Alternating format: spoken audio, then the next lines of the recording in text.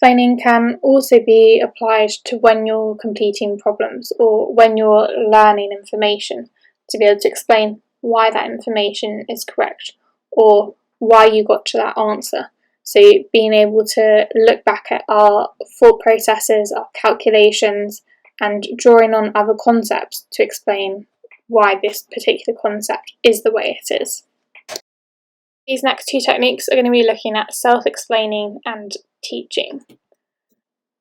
So in this activity, you should talk for a minute, give yourself a timer on a given topic or concept without pausing or hesitating or repeating yourself. You'll then soon discover just how well you know the topic, while also consolidating your knowledge and understanding from what you're retrieving from your memory. You could do this in a pair so that your partner can pick you up if you hesitate or repeat anything. And equally, you will then be learning from each other as you take it in turns to talk for a minute. Teaching of others can also be really beneficial, so it's one of the more active techniques and one that we can practice quite easily. So you can try teaching it to your parents or siblings or your friends, or even just to an imaginary person or to yourself in the mirror, because what you will be doing is you'll be thinking about how to work out how you would explain the topic to a person.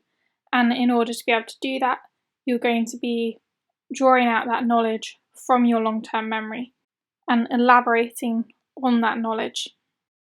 In order to be able to do this effectively, though, you do need to be able to understand the topic well. So you can tell them what you've learned today, thinking about when you've done things in lessons, come home and explain to them what you've done today. This can also be extended to the topic that you're currently revising, so explaining to a parent, sibling or friend about the topic that you are revising.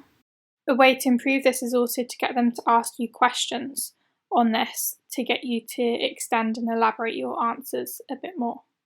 And this is a good way to quickly identify where your gaps are in your knowledge understanding and find the topics that you'll need to focus on for your assessments and what to revise. So this is an effective way of checking what you know, practicing elaborating on what you know, and identifying any gaps that need to be filled.